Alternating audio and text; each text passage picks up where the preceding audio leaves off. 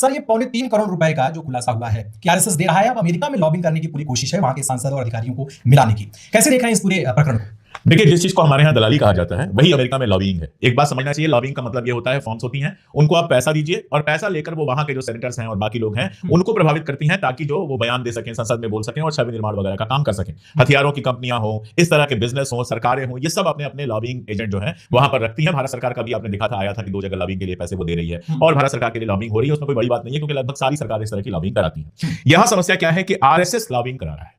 अब आरएसएस अपने आप को एक सांस्कृतिक संगठन कहता है, कल्चरल ऑर्गेनाइजेशन कहता है। बिल्कुल, हाँ। वो कहता है हम राजनीतिक संगठन नहीं है और इसी आधार पर वो अपने नॉन रजिस्ट्रेशन को सही ठहराता है कि हमको रजिस्ट्रेशन की कोई जरूरत नहीं है। ना तो हम पैसा कमाने वाली संस्था है, ना पॉलिटिकल संस्था है, ना मोदी जी कहते हैं कि एनजीओ दुनिया का सबसे बड़ा है। अब एनजीओ के तो रजिस्ट्रेशन की जरूरत होती है, उसके लिए बायलॉज बनाने होते हैं, नियम कानून होते हैं, रिटर्न भरना होता है, टैक्स देना होता है, सब करना होता है। आरएसएस भारत में रजिस्टर्ड कंपनी नहीं है, रजिस्टर्ड एनजीओ नहीं है, रजिस्टर्ड संस्था नहीं है, नंबर 1। दूसरा, वो खुद को कल्चरल ऑर्गेनाइजेशन कहती है। और प्रिंट में जो रिपोर्ट आई है, मैं गया था उसकी वेबसाइट वगैरह भी चेक किया था, वो स्क्रीन पर दिखा दीजिए, मैंने लाल रंग से घेरा उस पर बनाया हुआ है जहां राष्ट्रीय स्वयंसेवक संघ का लिखा हुआ है। तो ये तो बिल्कुल क्लियर है, वेबसाइट पे गलत नहीं होता है क्योंकि हर लॉबिंग फर्म को अमेरिका में बताना होता है कि उसने लॉबिंग के लिए किससे कितना पैसा लिया। तो बहुत पारदर्शी मामला होता है। वो आपको मैं स्क्रीन पर दिखा दे रहा हूं, दिखा दीजिए उसको स्क्रीन पे। तो अब ये जो संस्था है, लॉबिंग फर्म है, वो बड़ी लॉबिंग फर्म है, कोई छोटी मोटी नहीं है। मैं बताऊंगा किस तरह से बड़ी है वो। स्क्वायर पैटर्न बॉक्स इसका नाम है, लॉ फर्म है और साथ में ये लॉबिंग का काम भी करती है।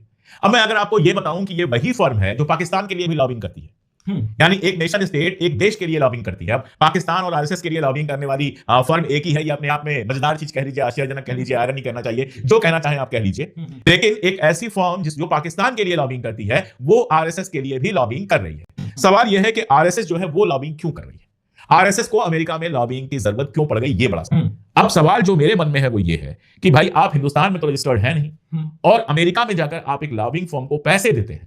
मान लीजिए आरएसएस की जगह कोई और संगठन ऐसा कर रहा होता तो अभी तक तो ईडी पहुंच गई होती, जांच होने लगती, 10 साल के रिकॉर्ड निकलवा लिए गए होते। यहाँ पे कुछ हो ही नहीं रहा है। तो ये अपने आप में लॉबिंग है और थोड़ा बहुत पैसा नहीं, आपने बताया पौने 3 करोड़ रुपए सिर्फ लॉबिंग के लिए दिया गया है। इतने पैसे अगर एक संस्था के पास आ रहे हैं तो उसकी जांच क्यों नहीं हो रही है, उसको टैक्स के दायरे में क्यों नहीं लाया जा रहा है, उसके रजिस्ट्रेशन की प्रक्रिया क्यों नहीं शुरू करवाई जा रही है, ये बड़ा सवाल है। मोहन भागवत ने कह दिया कि हिंदू धर्म भी रजिस्टर्ड नहीं है, कोई बात है भाई रजिस्टर्ड। आप पैदा होते हैं तो आपका जो बर्थ सर्टिफिकेट बनता है उसमें आपका धर्म लिखा जाता है और वही रजिस्ट्रेशन है।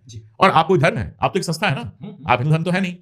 तो ये अपने आप में मतलब थोड़ा आश्चर्यजनक मामला तो है। तो सवाल तो बहुत सारे हैं। एक ऐसी संस्था है जिसके पास अरबों की संपत्ति है। अब लेकिन सरकार, और मेरा सवाल तो यह है कि चलो अभी तो बीजेपी की सरकार इससे उम्मीद नहीं, कांग्रेस सरकार ने भी कभी इस तरह का हिसाब देने का कोशिश नहीं किया।